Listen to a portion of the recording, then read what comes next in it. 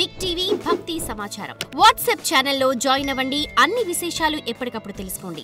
స్వామి, నువ్వు వరాహ రూపాన్ని ధరించి ఈ భూమిని ఎత్తావు. ఇడందదు భూమి ఎడుత్తదు గున్నం కుడందదు కంజనై, భూమిని ఉద్ధరించావు.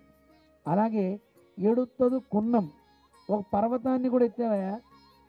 పర్వతాన్ని ఎత్తింది ఎందుకండి? ఇంద్రుడు వర్షాన్ని, రాళ్ల వర్షాన్ని కురిపిస్తే నీ భక్తులుగా రాళ్ళు తగలకుండా ఉండడం కోసం రాళ్ల పర్వతాన్ని పైకెత్తావయా. ఎంత అద్భుతం చేశావు స్వామి అని చెప్పారు. కడందదు కంజనై మున్నంజ. ఇక కంసుడు వాడెలాంటి వాడు? గోవర్ధన పర్వతాన్ని ఎత్తి వాళ్ళని రక్షించావు. కానీ కంసుడికి సాధువుల్ని కూడా హింసిస్తూ ఉంటాడట వాడు ఆ కంసుడు. అలాంటి ఆ కంసుడికి కూడా భయం కలిగేలా చేసావు.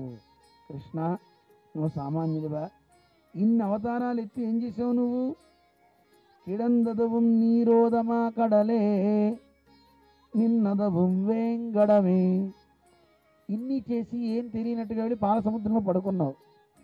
ఆ పాల సముద్రంలో పడుకున్న నువ్వే మా కోసం స్వామి నిన్నదவும் వేంగడమే, వేంగడం అనే పర్వతం మీద వచ్చి నిలబడ్డావు. ఎందుకు? పెరోదవన్నర్ పెరిదు. స్వామి, నిత్యసూరులకి, ఈ భూలోకవాసులకి అందరికీ కూడా ఆనందాన్ని కలిగించడం కోసం ఇక్కడికి వచ్చావయా. మా అందరికీ దాచిన నిధి. చాలామంది నిధులు వెతుకుతున్నారండి ఈ మధ్య. దానికోసం మిషన్స్ కూడా వచ్చినాయి. మా స్వామి చెప్తూ ఉంటారు, కొంతమంది ఉపాసకులు ఉంటారట. ఆ ఉపాసకులు ఆ ఉపాసన ద్వారా, అది ఆయన చెప్పాలి, మనకి తెలియదు, ఆ ఉపాసన ద్వారా ఏవో చేసి భూమిని వాడు తాకి ఎక్కడ నిధి ఉందో చెప్తారని చెప్పారు ఒకసారి. వాళ్ళు ఆ ప్రశ్న వేసుకుని దాన్ని, కానీ ఆ నిధి వల్ల వాడికి నిధనం కలుగుతుంది. ఏం కలుగుతుంది? నిధనం అంటే ఏంటండి? మరణం. నిధి కావాలని వెళ్తే నిధనం వస్తుంది, మరణం. కానీ నిజమైన నిధి ఏదో అది ఎవరు పట్టుకోవట్లే. ఎక్కడుందో చెప్తా నిజమైన నిధి, ఎంతమందికి కావాలి అని అడిగారండి. అలా ఎత్తారు చేతులు ఋషులు. ఎత్తితే అప్పుడు చూపించేటండి, ఇదిగో నిధి, దాచిన నిధి తిరువేంగడం. వేంగడం అనే పర్వతం మీద నిలబడి ఉందండి. తవ్వక్కర్లా, మీరేమి పైకి వెళ్తే చాలు ఆ నిధి మీకు కనపడుతుంది. ఆ నిధిని మీరు చేరారా, నిధనం అనే భయం మీకు ఉండదు, మృత్యు భయం అనేది ఉండదు. మీకు మళ్ళీ పుట్టుక అనేది లేకుండా, ఒకవేళ పుట్టినా మరణం రాని జన్మ ఇస్తాడు. అలాంటి గొప్పదండి అని ఆ స్వామి గురించి మన ఆళ్వార్లు చక్కగా కీర్తించారనమాట. మనకి అటువంటి పర్వతానికి పేరే వేంగడం. ఆ వేంగడం అనే పర్వతం మీద ఆయన ఉన్నాడు గనక ఆయనకి వెంకటేశ, ఈశ్ అంటే నియమించేవాడు అని అర్థం అండి. పర్వతం మీద ఉండి అందరిని నియమిస్తాడు ఆయన. ఇలా ఉండాలి, ఇలా ఉండాలి. అందులో అష్టోత్తరంలో మొట్టమొదటి నామానికి పేరేమిటి? అందరం చెప్దాం. ఓం వెంకటేశాయ నమః. ఇది ఎవరికి పడితే వాడికి చెప్పొద్దంటారు. భగవద్గీత స్వామి చెప్పినప్పుడు స్వామి చెప్పాడు, ఇదంతే నా తపస్కాయ నా భక్తాయ కదాచన. ఎవరికి పడితే వాడికి చెప్పకయా, భక్తి లేని వాడికి చెప్పకు. నచమాం యోభ్య సూయతి. ఎవరైతే నన్ను చూసి అసూయ పడతారో ఆ అసూయాగ్రస్తులకి ఈ నామాలు చెప్పకండి అని చెప్పారు. ఈ నామాలు చెప్పాలంటే ముందు ఋషి ఛందస్సు ఇవి తెలుసుకుని అప్పుడు చదివి అప్పుడు చెప్పాలట. అదొకసారి చెప్తాను, అందరం కలిసి అందాం. ఈ ఒక్కరోజు చెప్తే రోజు ఇంకా అనుసంధానం చేసుకోవచ్చు. అష్టోత్తరం చెప్పేటప్పుడు ఈ ఛందస్సు కనుక చేస్తే అది చాలా మంచిదట. చెప్పండి. అస్య శ్రీ వెంకటేశ అష్టోత్తర శతనామస్తోత్ర మహామంత్రస్య బ్రహ్మా ఋషి అనుష్ఠుప్ ఛందః శ్రీ వెంకటేశో దేవత నీలగోక్షీర సంభృత ఇతి బీజం శ్రీనివాస ఇతి శక్తి శ్రీ వెంకటేశ ఇతి హృదయం అభీష్ట సిద్ధ్యర్థే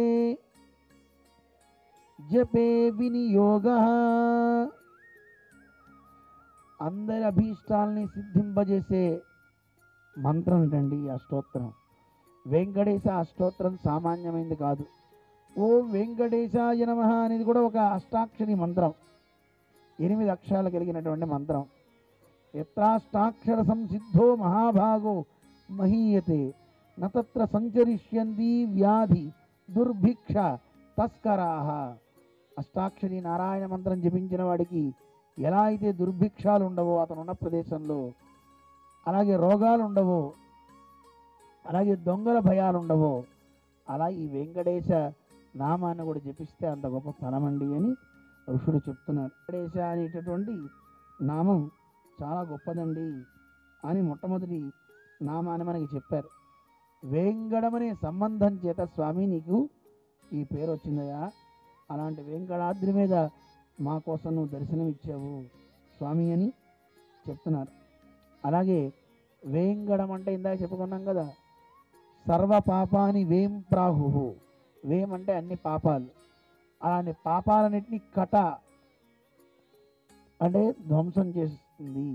కటహ తద్దాహ ఉచ్యతే, దహించి పారవేస్తుంది. దానికి ఒక ఐతిహ్యాన్ని చెప్పారండి. మాధవుడు అని ఒక బ్రాహ్మణుడు ఉండేవాట. అతను చక్కగా శాస్త్రాధ్యయనం అంతా చేశాడు. అన్ని శాస్త్రాల్లో అతన్ని మించినటువంటి వైదుష్యం పాండిత్యం వాడికి లేనే లేదు. కానీ అతను కూడని పని చేశాడు. ఒక స్త్రీ సాంగత్యంలో పడి భ్రష్టుడయ్యాడు. అంటే అతను బ్రాహ్మణ వివాహం చేసుకుని ఉండి కూడా వేరే స్త్రీని మోహించాడు. అజామీరుడు ఎలా అయితే గనక ఒక వేశ్యా స్త్రీని పట్టుకుని వెళ్ళాడో, ఇతను అలాగే ఒక వేశ్యా స్త్రీని అనునయించాడు.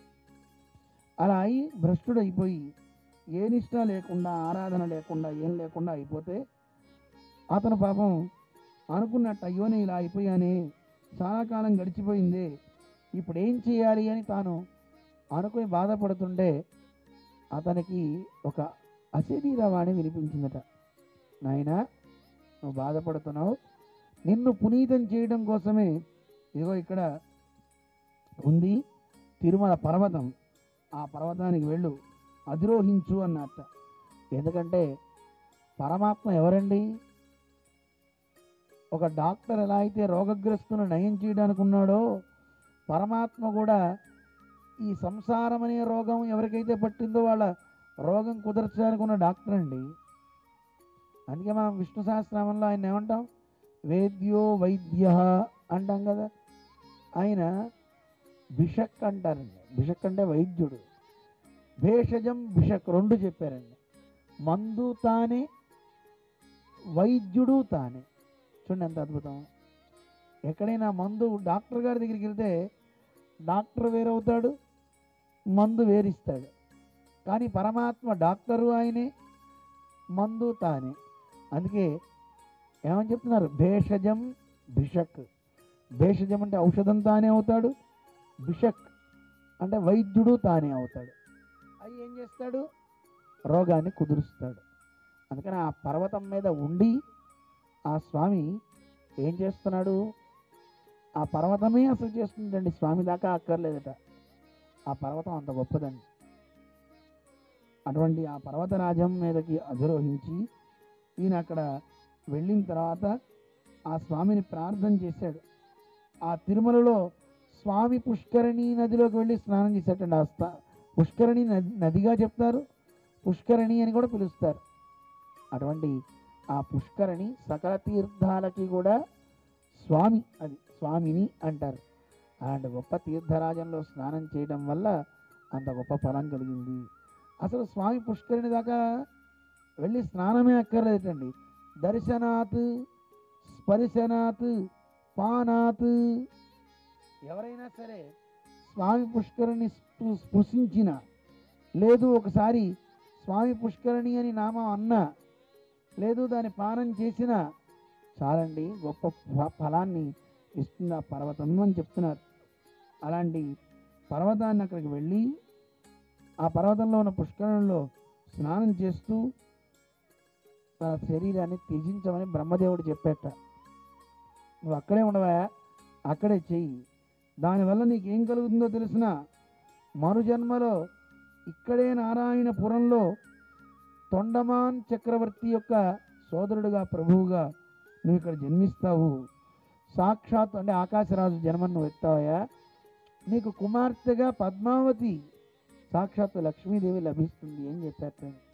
అందువల్ల అక్కడ వెళ్ళి ఆ స్వామి సన్నిధిలోనే ఉంటూ పశ్చాత్తప్తుడై అక్కడే ఉండి రోజు స్నానమాచరించి పరమాత్మను సేవించిన భాగ్యానికి లక్ష్మీదేవికి తండ్రి అయ్యాడు, వెంకటేశ్వరుడికి మామై కూర్చున్నాడు. అలాంటి మంచి జన్మ లభించిందండి. స్వామి పుష్కరిణి స్నాన ఫలం అంత గొప్పది, సామాన్యమైనది కాదు ఆ తీర్థం అని ఆ తీర్థం యొక్క మాహాత్మ్యాన్ని చెప్తున్నారు మనకి. అలాంటి సకల పాపాలన్నింటినీ పోగొట్టి మంచి ఫలాలను ఇస్తుందండి ఈ పర్వతం. For more videos like this, subscribe Big TV channel.